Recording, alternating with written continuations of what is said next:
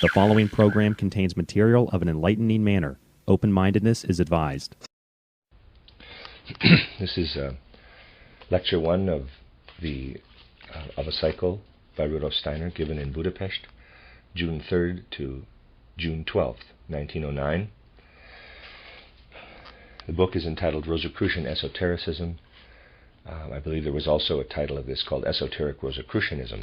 And lecture 1 is entitled Rosicrucian Esotericism. My task in these lectures will be to give you a picture of the theosophical conception of the world based upon the so-called Rosicrucian method. Please do not misunderstand this statement by expecting an historical account of Rosicrucianism. The expression Rosicrucian method is intended only to imply that theosophy will be presented in accordance with the method always adopted in the mystery schools of Europe since the 13th and 14th centuries and called Rosicrucian training. You know that theosophy is the truth that was imparted to mankind in ancient times in order that there might be formed in hearts everywhere a basic fount of human knowledge. But the further back we go into the past, the greater was the secrecy in which this knowledge was held. What was the reason for such secrecy? In the course of these lectures I shall return to the question why this universal wisdom was communicated in secret schools and centers to individuals who were destined not only to learn but to undertake training that transformed their souls to such an extent that they developed clairvoyance and insight into higher worlds. Such individuals were then sent out as emissaries, charged with guiding and leading others. But progress consists in the fact that more and more human beings become capable, through their power of judgment and intellect, of grasping this wisdom. Hence it has become necessary for what was formerly kept secret gradually to be made publicly known. In the course of the 19th century, as the result of external conditions that we shall come to know, it became necessary to allow a great deal, indeed a very considerable amount of knowledge of occult science, to make its way into the open for the sake of the well-being and progress of humanity. In the 19th century, the guardians of this knowledge said to themselves that in earlier times, the communications of spiritual teaching made to human beings in the religions or by other means were able to satisfy their needs in regard to eternal truths. But the needs of humanity change. So these guardians of the primeval wisdom were obliged to realize that in the future there would be an increasing number of human beings whose souls could no longer be satisfied by the old forms of communicating spiritual truth. Such people can find satisfaction in anthroposophy. This new form of communication springs from observation of a need of humanity in the modern age. The guardians of the secret knowledge were naturally aware that such conditions were inevitable in the future, but not until a certain point of time was it necessary to make actual preparation for the influx of this wisdom into humanity, and to emphasize that these secrets must also be grasped by the general intelligence prevailing in the 19th and 20th centuries. This was realized in the 13th and 14th centuries. There were few at that time who were aware of this starting point of preparation in Europe. The first Rosicrucians were those who gathered around a significant individuality known as Christian Rosenkreuz. It was he, Christian Rosenkreuz, who could affirm with the most convincing clarity, quote, "From the mysteries we have received a treasure store of knowledge and wisdom of the supersensible. If we adhere to this, we may hope in the future, too, to succeed in doing what was done in the past, namely to send out individuals trained in our schools to instruct others when they have learned and discerned the secrets of the primeval wisdom." Unquote. This old method of promulgating the primeval wisdom was to continue, but preparation was to be made for something else as well. He, Christian Rosenkreuz, spoke as follows. He said, quote, "A far greater number of human beings who long for the primeval wisdom will come to us, and we could communicate it to them in the form in which we now possess it. But its acceptance demands belief in and recognition of our authority in a high degree, an attitude that will progressively disappear from mankind. The more men's power of judgment increases, the less will be their belief in those who teach them. Belief and trust were preconditions for the earlier form of communication." Unquote. At the present time, one would have to say, quote, "People will come who wish to test for themselves what is communicated to them. They will insist that they wish to apply to what is told them the same logical intellect that is used for observation of the material world. They admit that something in addition to this intellect is necessary for investigation of the spiritual world, but for all that they insist upon testing things by means of this intellect." Unquote. Hence, at the beginning of our epoch, it was necessary to clothe the primeval wisdom in new forms. The work of the Rosicrucians was to give expression to the primeval wisdom in a form enabling it to be acceptable to the modern mind and the modern soul. What is theosophy when presented according to Rosicrucian method? Theosophy in itself is always and everywhere the same. A Rosicrucian theosophist today is a theosophist of the 19th and 20th centuries. In the forms it takes, its wisdom is adapted exactly to what human beings desire and need to understand.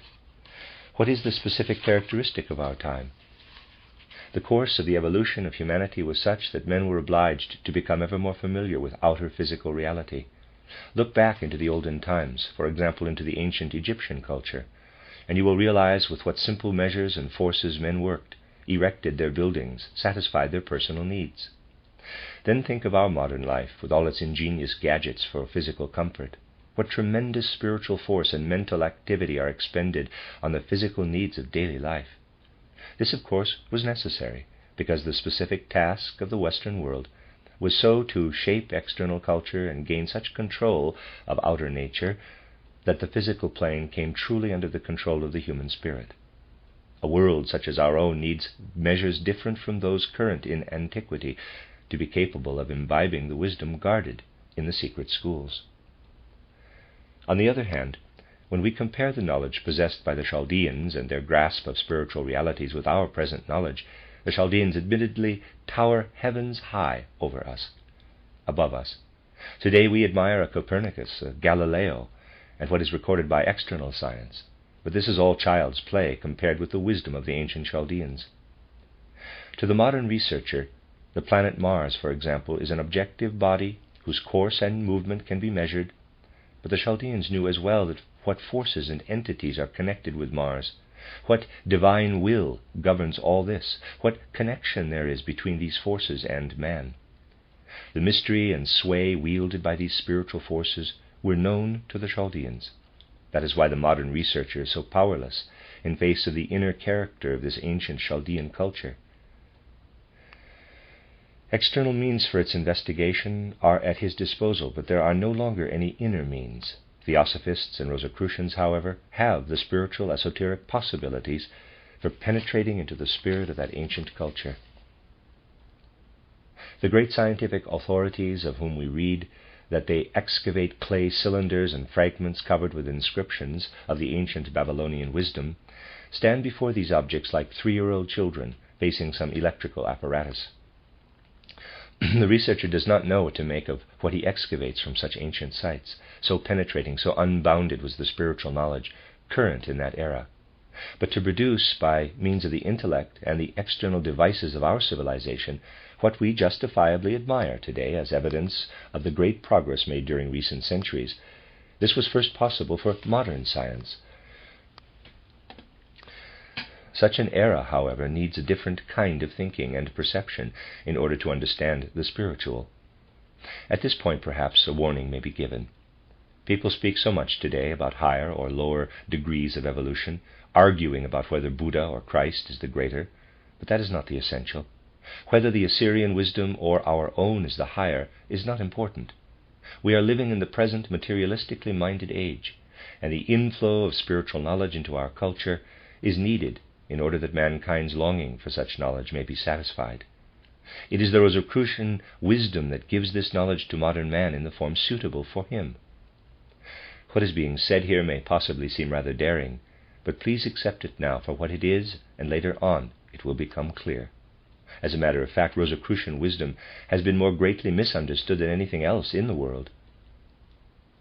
As time went on, the great individuality who was Christian Rosenkreuz foresaw what demands of understanding would be made by rationalistic thought, and he realized that already in that period it had become necessary to promulgate all spiritual knowledge in the form demanded by the modern age.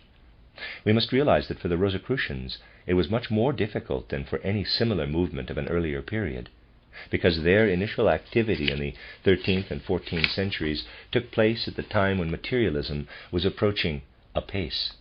All modern achievements, such as steam engines, telegraphy, and so on, were bound to place human beings firmly on the physical plane.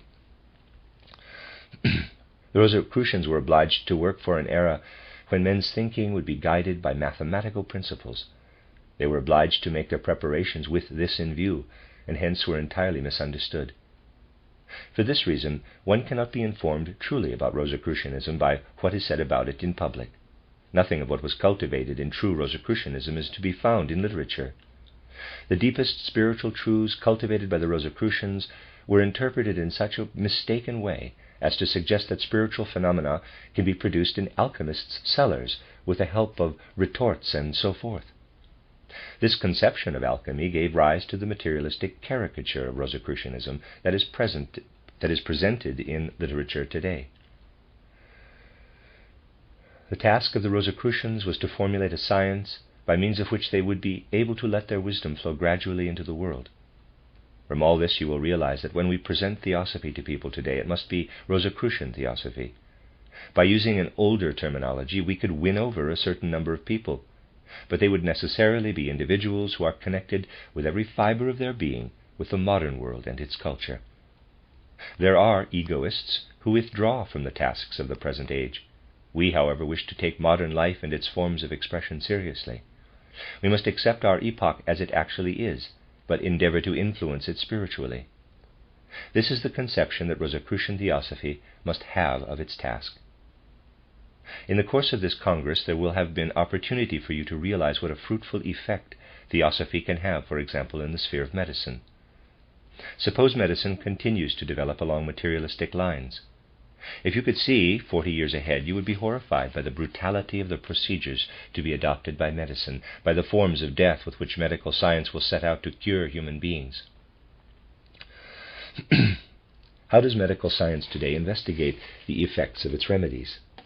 By means of the human material it finds in the hospitals and elsewhere. Therefore, by outer observation. But spiritual wisdom, by its very nature, penetrates into the inner relationships of the spiritual, knows what in the physical world corresponds to the spiritual. A completely new creation of all medical science will proceed from what is called Rosicrucianism, but that is only one domain. Compare the complicated conditions of our existence today with those of the ancient Chaldeans. Think what an amount of intellectual energy and what complicated cooperative measures are essential to enable a check issued in New York to be cashed in Tokyo. An era of this character, which has spread such culture over the globe, needs methods of spiritual activity different from those of earlier epochs. Occultists are aware of this. Modern thinking is simply unable to cope with and master the chaos of outer conditions and tasks in which man is becoming so deeply involved. Thinking itself will become rigid. Today we are thinking in an age of transition, but thinking will soon no longer be sufficiently fluid and flexible to grapple with and transform the complicated conditions of life. Why do we promulgate theosophy? In order to achieve practical effects. Theosophical thoughts make thinking more elastic, more flexible, enable a more rapid survey of far-reaching circumstances. Rosicrucianism has therefore to fertilize every domain of life. To realize the practical effect of theosophy, you may turn to my essay, The Education of the Child in the Light of Anthroposophy. It is impossible for you to understand its content without Rosicrucian theosophy, which must not remain theory, but become a helping hand in practical life. This element is simply not present in the earlier forms of theosophy. The role of Rosicrucian theosophy or occultism is to satisfy the spiritual longings of men and to enable spirit to flow into the daily round of their duties. Rosicrucian theosophy is not there for the salon or for the hermit, but for the whole of human culture. Wisdom is always and forever one. But just as the individual man lives and evolves to further and further stages, so too does humanity as a whole. For this reason, the forms of the wisdom revealed to men must change in order to be in keeping with the course of their evolution. The great teachers of humanity are working among us today, as always. We too, who are present here as souls, were incarnated in earlier times, have lived through all the periods of evolution, the Greco-Latin, the Egypto-Chaldean, and epochs still further back in time, in order to benefit from constantly new achievements and acquire constantly new knowledge. Think of a soul in an Egyptian incarnation, surrounded by the gigantic pyramids and mysterious sphinxes. What a different effect all this had upon the soul from what surrounds it today. For as long as the earth has something new to display, and the earth is forever making progress, for so long does the soul undergo constantly new experiences. The soul does not incarnate on the earth in order to please the gods, but in order to learn. The face of the earth was quite different when the soul incarnated for the first time, and will again be different when the final incarnation is reached. We return to this earth when, and not until, there is something new to be learned here. That is why the interval between two incarnations is lengthy. Only think how greatly Northern Europe, merely as landscape, differed from what it is today at the time when Christ was on the earth. We do not come to the earth twice without being able to learn something new. Everything in the world is in process of evolution, but evolution means the elaboration and later manifestation of the new. Not only men, but all beings evolve. We have to seek the way to beings who are at stages of evolution higher than that reached by man, although in this life he comes into relation with them in many ways. These beings are also subject to the law of evolution, and just as our souls were different thousands of years ago, so too in earlier epochs were the beings now revealing themselves. They also are perpetually learning. When we are speaking of one of the higher beings who has descended to our world in order to reveal to us, with the resources of the Spirit, the mysteries of the higher worlds, we must affirm that that is a sublime art that must be mastered. Even a god has to master it. Human beings of today must be addressed differently from those who were living 10,000 years ago. The higher beings, like men, undergo evolution, and what I have said during this Congress about the event of Damascus indicates how they evolve. A man with spiritual vision sees not only the outer environment, but also everything that belongs to the spiritual aura of the earth. Just as human beings are surrounded by an aura, so too are the cosmic bodies. A clairvoyant is eventually able to perceive the aura of a cosmic body. What a clairvoyant would have seen in the earth's aura 2,000 years ago would be quite different from what would have been seen 1,000 years ago, and different again from what would be seen by one who has developed clairvoyance today. Just as the picture of outer nature changes, so too does the picture of the spiritual world, into which vision penetrates. I shall now refer to an event of which I shall speak again later on, namely the event of the burning thorn bush and the proclamation from Sinai. What happened to Moses at that time? His clairvoyant power had developed to a certain stage, and he beheld the supersensible reality in the physical phenomenon. An individual who was not clairvoyant would simply have seen a happening in nature. Moses, however, beheld in the burning thorn bush the being who proclaimed himself as, quote, "I am the I am," unquote. He knew that this being was there in very truth, that the fire was not only outer fire, but harbored a spiritual reality, a being belonging intimately to the whole further evolution of humanity, who announced his name as the I am, had revealed himself to Moses. What was it that was now known to all the pupils of Moses? In the mystery schools of that era, they had learned that the same being who had revealed himself on Sinai would one day come down to the earth, live in a human body, and speak for 3 years in a man, Christ Jesus. This was known to the initiates. It was also known to Saul, who later became Paul. But he said to himself, quote, "This being exists in very truth and will come down to the earth, but I cannot conceive that the being who revealed himself in the burning thorn bush as Jehovah could suffer the shameful death on the cross," unquote. What was it that eventually convinced Saul? The event of Damascus. At the moment when he became clairvoyant and the earth's aura was visible to him, when in that aura he beheld the Christ, the living Christ, who revealed himself as the same being who had died on the cross, at that moment Saul became Paul. But that vision could not previously have been possible. Earlier than 2,000 years ago, Christ was not yet present in the earth's aura, but he was still visibly present in the sun. Zarathustra beheld the sun, surrounded by an aura he called Ahura Mazda, the great aura of Ormuzd. But this being had descended, had first revealed himself to Moses in the burning thorn bush, and had then lived on earth as a man in the body of Jesus of Nazareth. Hence Christ could say of himself, quote, "I am the light of the world," unquote. Before then nobody would have spoken these words, because the light of the world had not previously been present in any being. We will study these themes until they are fully understood. Today, however, it will merely be indicated that it was not possible for the Christ being always to reveal himself as he did, for example, in the case of Paul. The Christ being had first to muster the necessary power to develop it to the point where this revelation was possible. Earlier than 2,000 years ago, this could not have taken place. Each soul in each incarnation makes progress. This is what has happened in the case of leading individualities. We must realize that Christ has not always been the same, and in his distinctive ways of working we must recognize how he too advances from one evolutionary stage to another.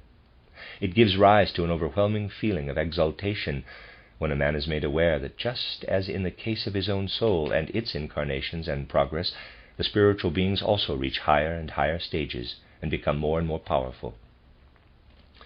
This realization gives one a living feeling of evolution.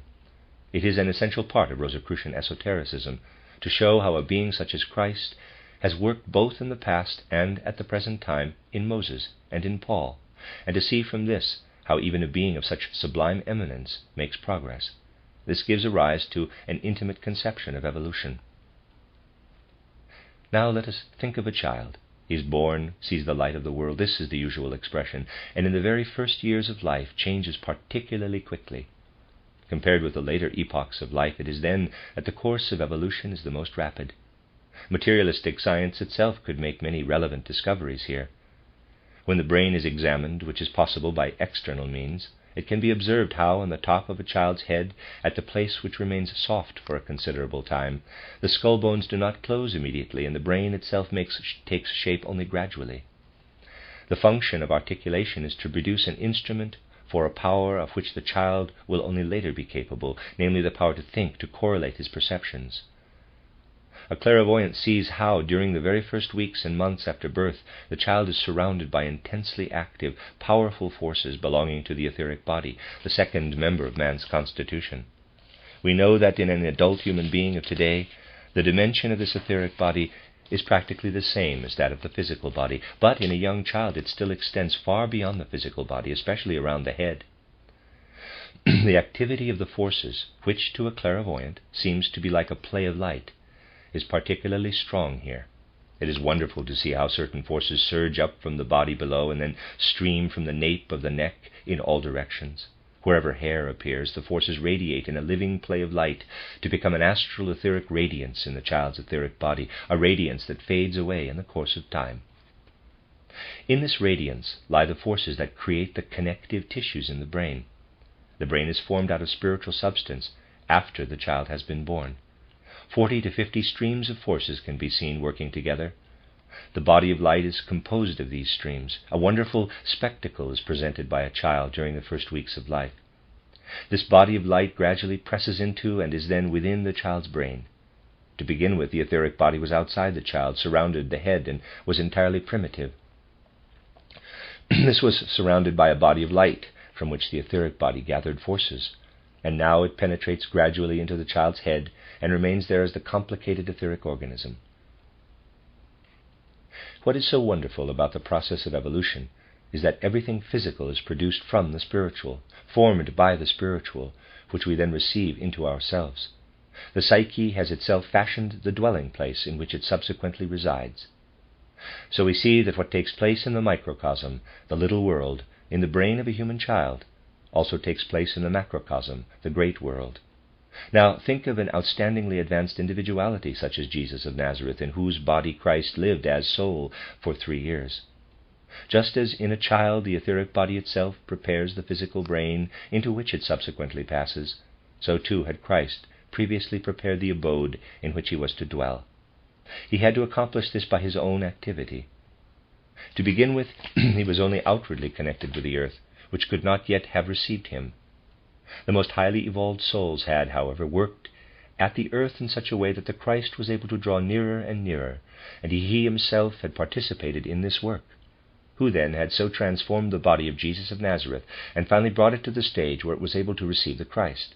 The Christ himself had done this.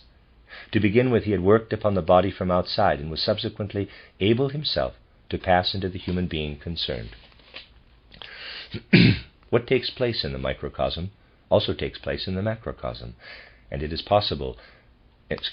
because the beings above us also develop that evolution is possible. It was only because Christ could reveal himself supersensibly that he became the planetary spirit of the earth. The microcosmic invariably tallies with the macrocosmic. I have not been able today to present even the first chapter of Rosicrucianism to you. All I have done is to indicate how a man of the present age should learn to think and perceive. The true meaning of the mandate, "Know thyself," lies in our following in this way the evolution of the cosmos. Where is our self? Certainly not in us alone. To think that would be egoistic. The self is formed born out of the whole universe, and our own ascent leads us finally to merge in the whole cosmos. The aim of self-knowledge is to give man his place in the great world in order to reveal to him where the true meaning of the word. Let me read that last sentence again. The aim of self-knowledge is to give man his place in the great world in order to reveal to him there the true meaning of the word, self-knowledge. The end of Lecture 1.